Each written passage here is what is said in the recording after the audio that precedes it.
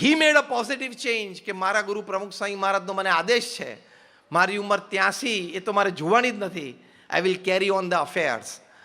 અને આ બધી વાતોમાં પહેલાંના વર્ષોમાં એ કંઈ બહુ ભણેલા નહીં, છતાં એ પૂર્ણ રીતે ભણીને અત્યારે આ BAPS સંસ્થાનો આટલો મોટો બધો વહીવટ ચલાવે છે અને પરફેક્ટલી ચાલે છે. Where Pramukh Swami Maharaj left, he started same speed, rather double. Pramukh Swami મહારાજની એવરેજ આવી દર 15મા દિવસે એક સંસ્થાની ભેટ. 2016થી આજે 2023 મહંત સ્વામી મહારાજની એવરેજ આવી દર 8મા દિવસે એક સંસ્થાની ભેટ. He has double the speed. જય સ્વામિનારાયણ.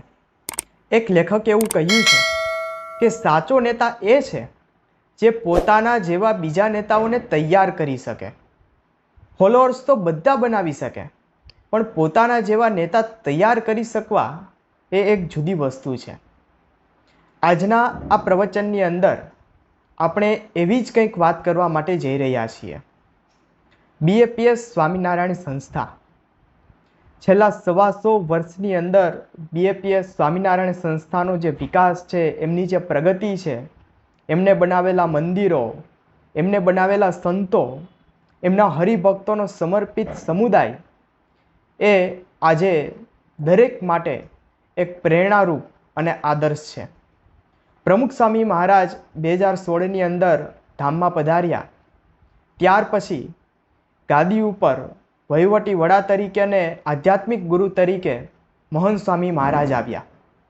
એ વખતે મહંત સ્વામી મહારાજની ઉંમર 83 વર્ષની હતી.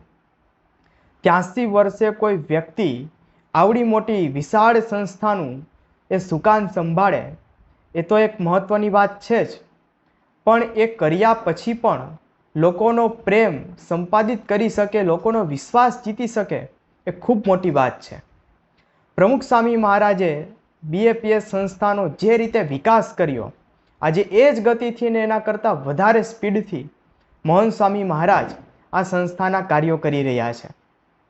મહંત સ્વામી મહારાજ ગુરુપદે આવ્યા ત્યારે એક વ્યક્તિ એવું પણ બોલેલા કે કોઈ ટ્રેન હોય એ પાટો બદલે ને તો એનો અવાજ આવે ખટ, પણ મહંત સ્વામી મહારાજ ગુરુપદે આવી ગયા પ્રમુખ સ્વામી મહારાજની જગ્યાએ સંસ્થાની અંદર એક હુંકારો થયો નથી, એક અવાજ આવ્યો નથી. આ મહંત સ્વામી મહારાજ લોકોનો પ્રેમ અને વિશ્વાસ જીતી શક્યા.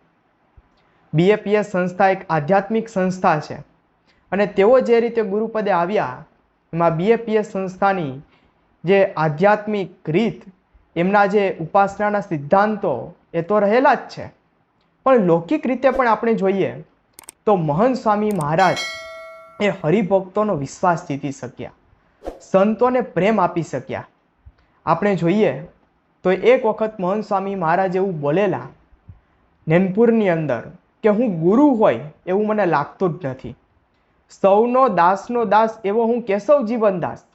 આ મહંત સ્વામી મહારાજ પોતે શબ્દો બોલ્યા.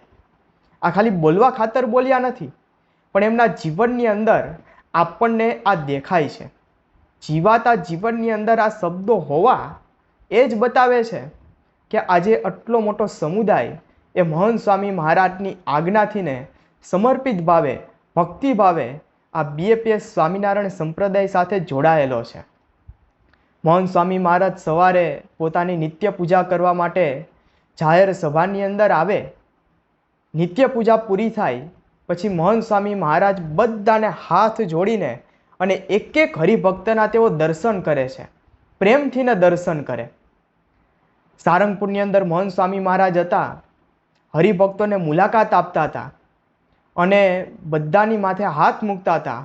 મહંત સ્વામી મહારાજનો હાથ જકડાઈ ગયો ત્યાં સુધી મહંત સ્વામી મહારાજે મુલાકાત શરૂ રાખી. આ મહંત સ્વામી મહારાજનો હરિભક્તો પ્રત્યેનો પ્રેમ અને મહંત સ્વામી મહારાજનો વિશેષ પ્રેમ આપણને આ વર્ષે દેખાયો. કાર્યકર સુવર્ણ મહોત્સવના વર્ષે દેખાયો. અત્યારે BAPS સંસ્થા કાર્યકર સુવર્ણ મહોત્સવ વર્ષ ઉજવી રહી છે.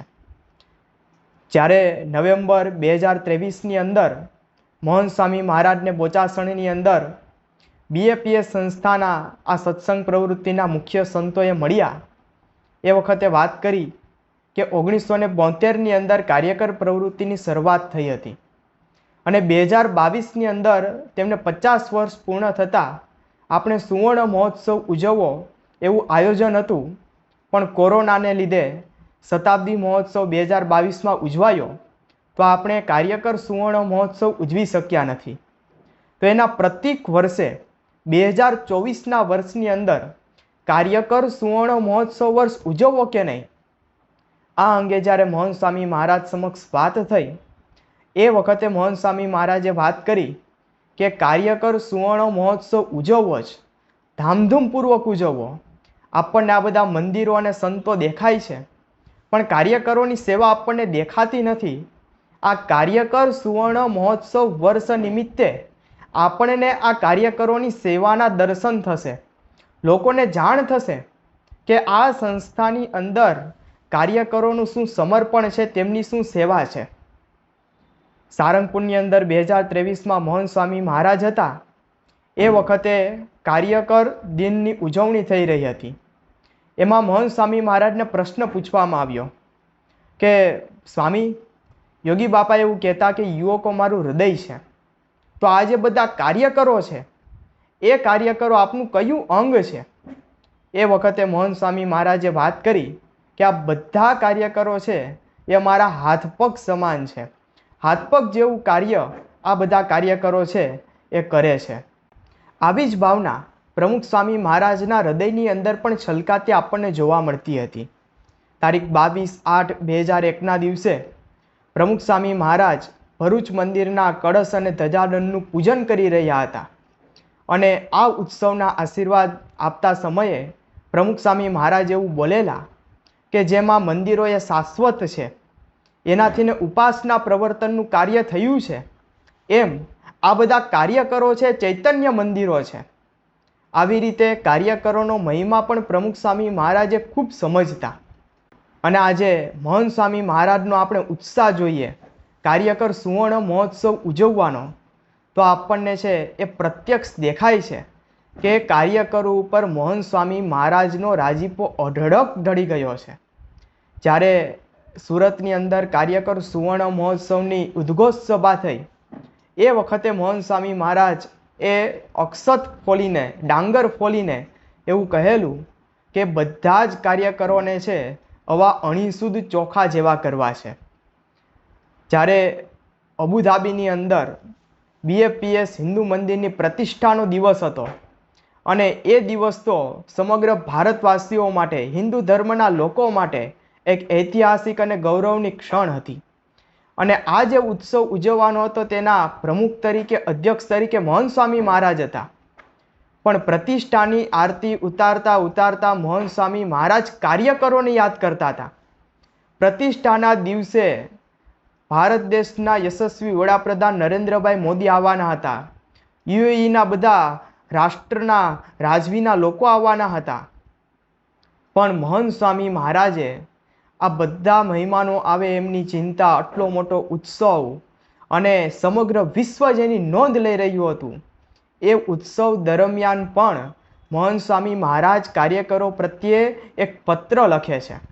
અને પત્રની અંદર મહંત સ્વામી મહારાજ લખે છે કે અબુધાબી મંદિરની પ્રતિષ્ઠાની આરતી ઉતારતા ઉતારતા હું તમને બધાને યાદ કરતો હતો.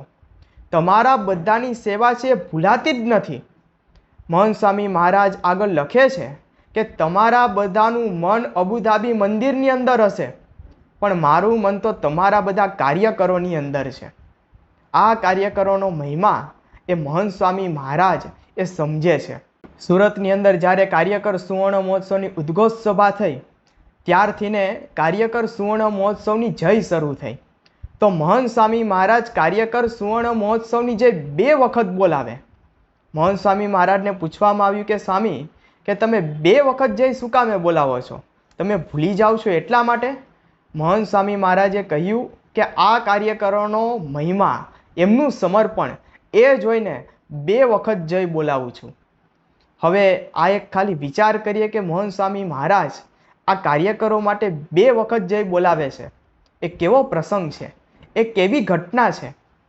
આ ઘટનાને, આ પ્રસંગને આપણે એક બીજા પ્રસંગ દ્વારા સમજીએ. જ્યારે ભગવાન સ્વામિનારાયણ ગઢડાની અંદર ગોપીનાથજી મહારાજનું મંદિર બંધાવી રહ્યા હતા અને તે વખતે મંદિરની સેવા માટે લખણી કરી રહ્યા હતા અને સભાની અંદર ભગવાન સ્વામિનારાયણ બધાને પૂછતા જાય અને બધા હરિભક્તો પોતાની શક્તિ મુજબ છે સેવા લખાવતા જતા હતા. કોઈ 1000 લખાવે, કોઈ 2000 લખાવે અને આ લખણી થતી હતી. એ સભાની અંદર એક સાવ ગરીબ વ્યક્તિ એ સભાની અંદર આવે છે. એમનું નામ દુબળી ભટ્ટ અને માગી માગીને ખાઈ પોતાનું ગુજરાન ચલાવે તેવા સાવ ગરીબ હરિભક્ત હતા. હવે આ લખણીની સભાની અંદર તો તેમને કોણ આવકારો આપે, પણ એ સભાની અંદર આગળ આવતા હતા એટલે ભગવાન સ્વામિનારાયણે તેમને આગળ બોલાવ્યા. એટલે દુબળી ભટ્ટ આગળ ગયા, મહારાજને પગે લાગી, પોતે જે પાઘડી પહેરી હતી એ પાઘડી નીચે ઉતારી અને શ્રીજી મહારાજના ચરણોની અંદર તેઓએ મૂકી. અને સાવ તૂટેલી ફાટેલી પાઘડી હતી, પણ એમાં 13 ગાંઠો મારેલી હતી.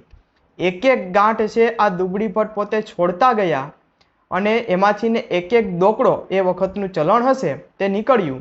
આવી રીતના 13 દોકડા છે એ નીકળ્યા અને આ 13 દોકડા શ્રીજી મહારાજના ચરણોની અંદર અર્પણ કર્યા અને શ્રીજી મહારાજને કહ્યું કે આ જે મંદિર નિર્માણની પ્રવૃત્તિ તમે કરો છો એમાં મારી આ સેવા તમે નોંધી લેજો. ભગવાન સ્વામિનારાયણ પોતાની જગ્યાએથી ઊભા થઈ ગયા અને ભગવાન સ્વામિનારાયણે ગોપીનાથજી મહારાજની જય બોલાવી અને પછી દુબળી ભટ્ટની પણ જય બોલાવી. એ વખતે એક કાઠી હરિભક્ત હશે તેમને ભગવાન સ્વામિનારાયણને આશ્ચર્ય સાથે પૂછ્યું કે મહારાજ, કે તમે દુબળી ભટ્ટની જય શું કામ બોલાવી, ગોપીનાથજી મહારાજની જય શું કામ બોલાવી? એવું તો ક્યાં દુબળી ભટ્ટનું સમર્પણ છે, એવી તો ક્યાં મોટી સેવા તેમને કરી દીધી છે? એ વખતે શ્રીજી મહારાજે ભગવાન સ્વામિનારાયણે વાત કરી કે તમે જે બધાએ સેવા આપી છે એ સેવા તો તમારે પોતાનું કંઈક રાખીને અમને સેવા આપી છે. 1-2 હજારની જે કંઈ સેવા કરી છે તમે કંઈ તમારું સર્વસ્વ અર્પણ નથી કરી દીધું, થોડુંક પોતાની પાસે રાખી અને પછી તમે સેવા કરી છે. પણ આ દુબળી ભટ્ટે તો પોતાનું સર્વસ્વ અર્પણ કરી દીધું છે. તેમને આગળ પાછળનો કોઈ જ વિચાર કર્યો નથી અને માગીને ખાઈ અને પોતાનું ગુજરાન ચલાવે છે. એટલા માટે એની જય બોલાવી. સંપ્રદાયના ઇતિહાસની અંદર આપણે જોઈએ તો ભગવાન સ્વામિનારાયણે ગઢડા મંદિરની પ્રત્યે આ લખણી વખતે દુબળી ભટ્ટની તો ગોપીનાથજી મહારાજની તો એક વખત જય બોલાવી. પણ હવે આપણે 2024ની અંદર વર્તમાન પરિસ્થિતિએ મોહન સ્વામી મહારાજ કાર્યકર સુવર્ણ મહોત્સવની જય એ 2 વખત બોલાવે છે. એમનો આપણે વિચાર કરીએ ત્યારે આપણને ખબર પડે કે આ કાર્યકરો પ્રત્યે મોહન સ્વામી મહારાજ કેટલા રાજી હશે. અઢળક રાજીપો તેઓએ વરસાવ્યો છે. એક વખત દુબળી ભટ્ટની જય બોલાણી અને સંપ્રદાયના ઇતિહાસની અંદર દુબળી ભટ્ટ અમર થઈ ગયા, મહારાજનો રાજીપો લૂંટી ગયા. તેમ આ બધા કાર્યકરોની જય તો મોહન સ્વામી મહારાજે આખા વર્ષ દરમિયાન બોલાવી છે, દરેક દિવસે બોલાવી છે. અને દિવસની અંદર 4-5 વખત તો ઓછામાં ઓછી મોહન સ્વામી મહારાજ કાર્યકર સુવર્ણ મહોત્સવની જય બોલતા હશે. મોહન સ્વામી મહારાજે સેવક સંતોનો હાથ પકડ્યો હોય, જય બોલાય તો હાથ નીચે મૂકી દે અને જય બોલાવે હાથ ઊંચો કરે. આ મોહન સ્વામી મહારાજ છે એ કાર્યકરો પ્રત્યે પોતાનો અપાર સ્નેહ, પ્રેમ અને પોતાનો રાજીપો દર્શાવી રહ્યા છે. આ કાર્યકરોનો સુવર્ણ મહોત્સવ BAPS સંસ્થા ઉજવી રહી છે. તેમનો ચરમ સીમારૂપ ઉત્સવ એ 7 ડિસેમ્બરે નરેન્દ્ર મોદી સ્ટેડિયમ અમદાવાદની અંદર ઉજવાશે, જેમાં BAPS સંસ્થાના 1 લાખ જેટલા કાર્યકરો છે એ ભેગા થવાના છે. અને આ કાર્યકર સુવર્ણ મહોત્સવની ઉજવણી ખૂબ ધામધૂમપૂર્વક થવાની છે. તો આજે આપણે વાત કરી BAPS સંસ્થાના સમર્પિત કાર્યકરોની. આ કાર્યકરોને જેમાંથી પ્રેરણા મળે છે એવા ગુરુહરિ મહંત સ્વામી મહારાજની. આ મહંત સ્વામી મહારાજમાંથી સૌ કાર્યકરોને પ્રેરણા મળે છે. શું કામે? કારણ કે મહંત સ્વામી મહારાજ એવું જીવન જીવી રહ્યા છે. આજે 91 વર્ષની ઉંમરે મહંત સ્વામી મહારાજ કેવું કાર્ય કરી રહ્યા છે. ગુરુપદે આવ્યા પછી, સંસ્થાના વહીવટી વડા બન્યા પછી મહંત સ્વામી મહારાજે આ સંસ્થાને ક્યાંથી ક્યાં સુધી લઈ ગયા છે તેની એક સુંદર વાત હવે આપણે પૂજ્ય જ્ઞાનવત્સલ સ્વામી પાસેથી સાંભળીએ. એ પોઝિટિવ છે. મહંત સ્વામી મહારાજ 83 વર્ષની ઉંમરે પોતાના જીવનમાં એક પોઝિટિવ ચેન્જ લાવ્યા.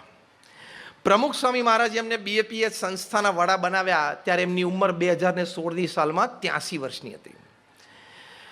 દુનિયામાં એકમાત્ર કંપની એવી નથી કે જેના CEO કે MD કે એક્ઝિક્યુટિવ ચેરમેન જે રોજિંદા અફેર્સ જોતા હોય એ 83 વર્ષની ઉંમરે જવાબદારી લે.